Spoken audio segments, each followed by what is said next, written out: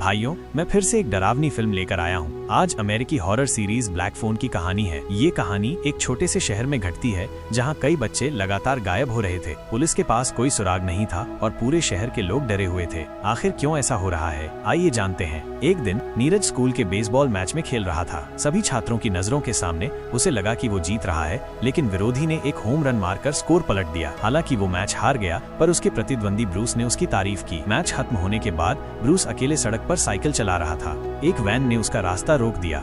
कुछ दिन बाद नीरज अपनी बहन के साथ स्कूल जा रहा था। उन्हें एक नया लापता बच्चे का पोस्टर दिखा और उस पर लापता बच्चा वही ब्रूस था जिसके साथ उसने बॉल खेला था। शहर में लापता बच्चों के मामले के बारे में उन्हें कुछ पता चल गया था। बहन को भी लगा कि ये बच्चे गायब नहीं हुए, शायद उनकी हत्या कर दी गई थी। नीरज दुखी था पर कुछ नहीं कर सकता था। कुछ देर बाद क्लास खत्म होने पर नीरज स्कूल के गुंडों से घिरा हुआ था। जब वो पिटने के लिए तैयार था, उसका एकमात्र दोस्त रॉबिन वहां पहुंच गया। उसकी धाक पूरे स्कूल में जमी थी। गुंडे भी उससे डरते थे। जब उसे पता चला कि वे नीरज को मारना चाहते हैं, रॉबिन ने उन्हें चेतावनी दी। गुंडे डरकर वहां से भाग गए। उनके जाने के बाद नीरज ने रॉबिन को धन्यवाद दिया। रॉबिन ने उससे कहा, एक दिन तुम्हें किसी की मदद नहीं चाहिए होगी, अपने लिए खुद लड़ना सीखो। तभी क्लास में बैठी नीरज की बहन रिया को अचानक ऑफिस बुलाया गया। वहां पुलिस उसका इंतजार कर रही थी। दरअसल 2 दिन पहले गायब हुई ब्रूस रिया की क्लासमेट थी और रिया ने सपने में देखा था उसे अगवा होते हुए। पुलिस ने इस सुराग को नजरअंदाज कर दिया। अंत में उसने पुलिस को बताया, मेरे सपने अक्सर सच होते हैं। पुलिस भी उसकी बात पर सोच रही थी। घर जाकर दशान ने बेल्ट से मारते हुए डांटा, तुम्हारा सपना बस एक सपना है, इसमें कुछ भी सच नहीं है। उसकी जोरदार पिटाई के बाद रिया भी रोते हुए मान गई। लेकिन शाम को दशान को पुलिस का फोन आया। पता चला रिया का दोस्त रॉबिन भी गायब है। उसने ये खबर रिया को बताई। रिया को यकीन नहीं हुआ कि ये सच है, लेकिन यही सच्चाई थी। पुलिस ने खोजबीन की, पर पिछले मामलों की तरह कोई सुराग नहीं मिला। अपने एकमात्र दोस्त को खोजने के लिए रिया पर ही भरोसा था। सिर्फ वही नहीं, अगले दिन पुलिस भी उनके घर आई। उसके सपनों से कुछ सुराग पाना चाहती थी। ऐसे सपने मनचाहे नहीं आते। अगले कुछ दिनों में रॉबिन के बिना नीरज फिर स्कूल के गुंडों का शिकार हुआ। जब वे नीरज को मार रहे थे, बहन उसे बचाने दौड़ी। चालाकी से एक को गिरा दिया, पर जल्द ही दूसरों ने उसे भी मारा। इस तरह दोनों भाई बहन पिटे। और बुरी बात ये थी कि हर शुक्रवार बहन दोस्त के घर रहने जाती। उनके अलग होने के कुछ देर बाद नीरज के सामने एक काली वैन आई। एक आदमी सामान गिरा रहा था। नीरज ने उसकी टोपी उठाई। आदमी ने नीरज को धन्यवाद दिया और कहा वो जादूगर है, कहा वो जादू दिखाए। उसके जवाब देने से पहले ही आदमी ने गुब्बारे से उसे पकड़ लिया। घबराहट में नीरज ने उसे खरोंच दिया, फिर भी आदमी ने उसे बेहोश कर दिया। जब वो जागा तो खुद को पाया एक बंद तहखाने में। सामने मुस्कुराता मुखौटा पहने आदमी था। गुंडा ने कहा वो उसे नुकसान नहीं पहुंचाएगा। नीरज को उसकी बकवास बात पर बिल्कुल भी विश्वास नहीं होगा, क्योंकि शोक करने वाला गुंडा एक सामान्य आदमी था। नीरज ने विरोध करने की हिम्मत नहीं की। गुंडे बाहर चला गया। उसे जाते हुए देखने के बाद नीरज ने इस तहखाने के चारों ओर देखा। एक शौचालय, कुछ कालीन और दीवार पर लटका एक काला टेलीफोन और लाइन अभी भी टूटी हुई थी। इस समय गुंडा फिर से उसके पीछे आया। उसने नीरज से कहा कि बेकार की चीजें न टच करें, वो फोन तब से खराब था जब मैं बच्चा था। ये कहकर वो दरवाजा बंद करने और जाने वाला था। तभी नीरज ने अचानक उसे रोक दिया और पूछा कि क्या वो बाल दुर्व्यवहार करने वाला है, लेकिन गुंडे ने इससे इनकार कर दिया। नीरज ने फोन रखा और गुंडा फिर दरवाजा बंद कर वहाँ से चला गया। नीरज ने मदद के लिए जोर से चिल्लाना शुरू कर दिया। उसने सोचा बाहर मेरी चीखों को कोई सुन के मेरी मदद कर दे। जैसा कि गुंडे ने कहा था, इस जगह को उसने ध्वनि निरोधी बना दिया था। बाहरी दुनिया के लोग इसे बिल्कुल भी नहीं सुन सकते थे। उसी समय उसकी बहन जो दोस्त के घर थी, पिता का फोन आया। उसे पता चला कि नीरज भी लापता है। वो जल्दी से घर की ओर भागी। जब वो पहुंची तो घर पुलिस से भरा हुआ था। नीरज का गायब होना निश्चित हो गया था। पिछले लापता बच्चों की तरह कोई सुराग नहीं था। बहन को भाई के साथ न जाने का पछतावा था। पुलिस को नीरज को खोजने में मदद करने के लिए उसने सुराग के बारे में सपना देखने की प्रार्थना की। इधर नीरज भी खुद को बचाने की कोशिश कर रही था। उसने खिड़की पर चढ़ने की कोशिश की, पर वो छोटी थी। वो गद्दे को सीढ़ी बनाना चाहती था, लेकिन वो उसे हिला भी नहीं पाया। सोचा अगर चढ़ भी जाए तो कांच नहीं तोड़ पाएगा। निराशा के बाद जब वो हार मानने को था, अचानक दीवार पर फोन बज उठा। नीरज डर कर खड़ा हो गया। समझ न पाया बिना तार का फोन कैसे बजा। जिज्ञासावश वो फोन की ओर बढ़ा, पर उठाने पर कोई जवाब नहीं मिला। वो वापस लेट गया। कुछ देर बाद फोन फिर बजा। इस बार कुछ अलग था। जब लगा कोई नहीं उठाएगा, अचानक एक आवाज सुनाई दी। नीरज डरकर कोने में सिमट गया। जब समझ नहीं आ रहा था क्या करें, फोन फिर से बजा। उसने जल्दी से फोन काट दिया, पर घंटी बजती रही। सब समझने के लिए नीरज ने फोन उठाया। आवाज ने कहा फोन मत काटना। नीरज ने पूछा कौन हो, पर वो अपना नाम नहीं जानता था, लेकिन वो नीरज को पहचानता था। उसने नीरज के बेसबॉल की तारीफ की। नीरज ने अनुमान लगाया वो कौन था। वो था ब्रूस, जो कुछ समय पहले गायब हुआ था। बातचीत से पता चला कि वो मर चुका है। उसने नीरज को बचने का तरीका बताया। हॉल में एक जगह बिना फर्श की थी, वहां से सुरंग खोदकर बच सकता था। उसने नहीं खोदा क्योंकि समय कम था। नीरज ने पूछा, क्या फोन पहले भी बजा था? ब्रूस ने कहा, हाँ, पर सिर्फ नीरज ही सुन सकता है। नीरज ने भी ब्रूस की गिरफ्तारी का सपना देखा और नीरज एक घर में फंसा हुआ था, सपने में देखे दृश्य की वास्तविक तलाश में। उसी समय आशा की किरण देखकर नीरज ने भी हिम्मत जुटाई। जल्द ही उसे ब्रूस के बताए खाली जमीन का टुकड़ा मिल गया और वो लगातार खुदाई करने लगा। शोक से बचने के लिए उसने खोदी गई मिट्टी को शौचालय में डाल दिया और अंत में बाथरूम के फर्श से ढक दिया। पूरी रात खुदाई करने के बाद नीरज आराम से बिस्तर पर लेट गया। अगली रात फिर से खुदाई जारी रखने का इंतजार करते हुए, लेकिन अब उसे ज्यादा सोने की हिम्मत नहीं थी। अब वो पूरी तरह से आश्वस्त था कि गुंडा एक बाल अपराधी है, उसने उन लापता बच्चों को मार डाला था। जल्द ही गुंडा अंदर आ गया, नीरज के लिए नाश्ता लाया। उसके जाने के बाद नीरज ने देखा कि दरवाजा खुला है। जैसे ही वो बाहर जाने वाला था, पीछे से फोन की घंटी बजी। नीरज फोन उठाने गया। आवाज ब्रूस की नहीं थी। उसने बोला, नीरज ऊपर मत जाना, ये तुम्हें फंसाने की जाल है।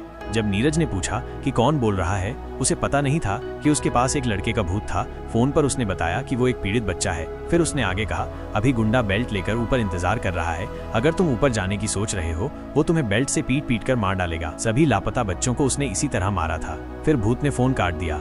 नीरज ने उसकी सलाह मानी और ऊपर नहीं गया। सचमुच में ऐसा ही था जैसा भूत ने कहा था। गुंडे बेल्ट लिए इंतजार कर रहा था। उसका चेहरा मुस्कान से क्रूरता में बदल गया था। इधर रिया नीरज की टेंशन में वो कक्षा में सो गई। शिक्षक ने उसे मेडिकल रूम में सोने भेजा। थोड़ी देर बाद उसने पीड़ित बच्चे के पकड़े जाने का सपना देखा। बच्चा गुब्बारा लिए घर के बाहर खड़ा था। पास में एक सूखा बड़ा पेड़ था। ठीक वैसे ही छोटी बहन सपने से जागी। नीरज भी फोन की घंटी से जाग गया। फोन उठाने के बाद जमीन पर रखी बोतल अचानक गिर गई। लड़के ने बताया, बोतल जहां इशारा कर रही थी वहां एक तार था। नीरज को समझ न आया, तभी बोतल घूमकर खिड़की की ओर इशारा करने लगी। नीरज समझ गई, वो तार से ऊपर चढ़ना चाहता था। जल्द ही उसने तार ढूंढ लिया, पर चढ़ते समय सुरक्षा खिड़की गिर गई। नीरज भी गिर पड़ा। मुश्किल से उठकर समझा, चढ़कर भी शीशा नहीं तोड़ पाएगा। शाम को पुलिस हर घर की जांच कर रही थी। एक आदमी के घर पहुंचे। वो जैसे कोई सुराग दे रहा था। वो अभी बेरोजगार हुआ था। यह उसके भाई का घर था। वो अस्थायी रूप से रह रहा था, लापता बच्चों पर ध्यान दे रहा था। लेकिन उसके सुराग पुलिस को पहले से ही मालूम थे। उसकी हालत देखकर, मेज पर अधूरे नशीले पदार्थ देखकर पुलिस ज्यादा उलझना नहीं चाहती थी। लापता बच्चे की तस्वीर छोड़कर जाने की तैयारी की। जाते समय मेज पर रखे नशे की ओर इशारा करके भाई के आने से पहले हटाने को कहा। आदमी शर्मिंदा था, कुछ न कहा। उन्हें पता नहीं था नीरज तहखाने में था। स्पष्ट था उसका भाई अपराधी था। कुछ देर बाद गुंडा अंदर आया। फिर उसने नीरज का नाम पूछा। उसे लगा ये बच्चा अलग है, उसकी योजना के अनुसार भागा नहीं है। नीरज ने एक झूठा नाम बताया। गुंडा गुस्सा हो गया, नीरज का खाना फेंक दिया। फिर उस पर अखबार फेंका। नीरज ने खोलकर देखा, उसकी लापता होने की सारी जानकारी उस पर थी। इतने में उस व्यक्ति ने उसका नाम पुकारा और कहा कि वो उसे जाने देना चाहता था, लेकिन अब पछता रहा है। फिर दरवाजा बंद कर वहां से चला गया। देर रात वो व्यक्ति ऊपर खड़ा था और नीरज के भागने का इंतजार कर रहा था। तभी सोते हुए नीरज को आवाज सुनाई दी।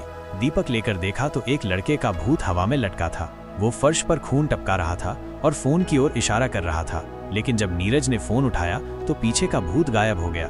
फोन पर आवाज उसके पास ज्यादा वक्त नहीं बचा। फोन पर उसे एक अच्छी खबर मिली कि वही गुंडा ऊपर सो रहा था। नीरज को याद आया, दरवाजा खुला है। ये उसके भागने का सही मौका था। लड़के ने लड़के को आखिर में बताया, घर का ताला उसकी कार से निकाला था। हालांकि उसे अब पासवर्ड याद नहीं, पर पकड़े जाने पर दीवार पर लिखा था। फोन रखने के बाद नीरज ने जल्द ही पासवर्ड पा लिया।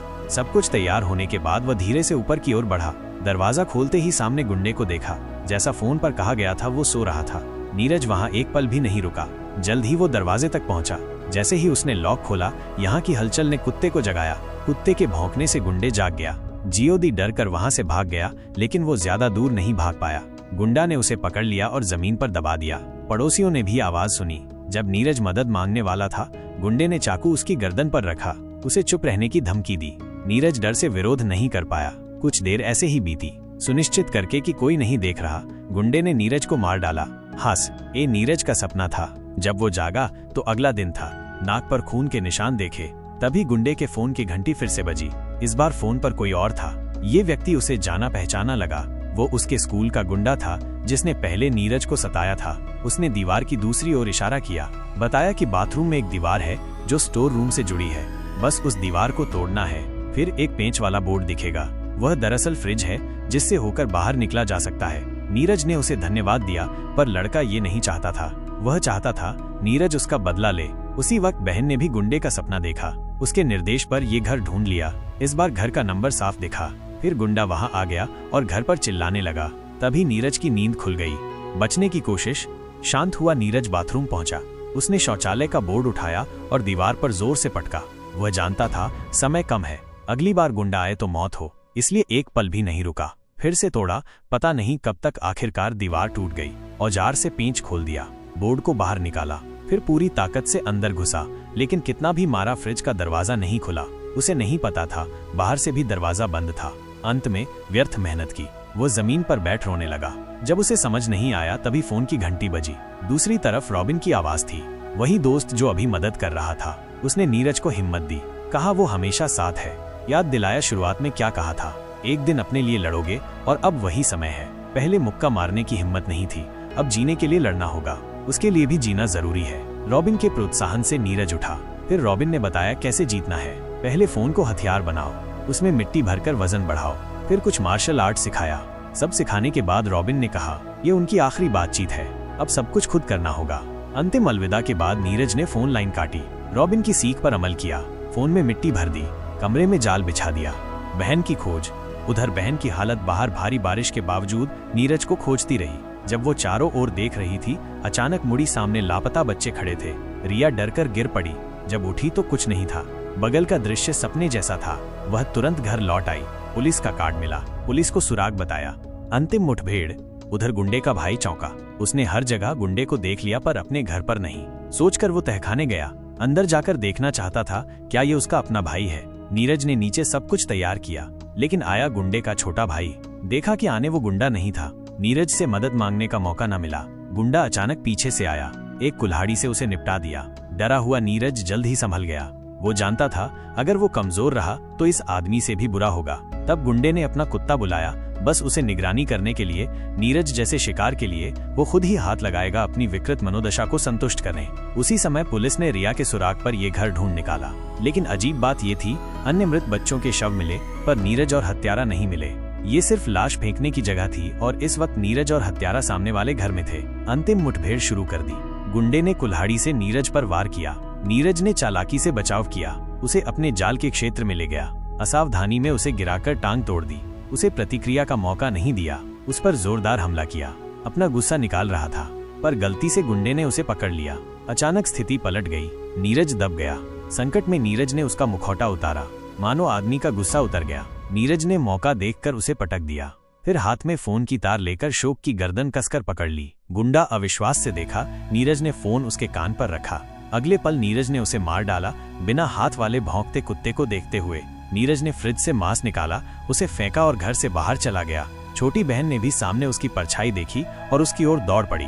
भूत बच्चों ने सीधे मदद नहीं की, पर हर भूत की मदद ने कुछ न कुछ योगदान दिया। उनके बिना नीरज की स्थिति उनसे बेहतर नहीं होती।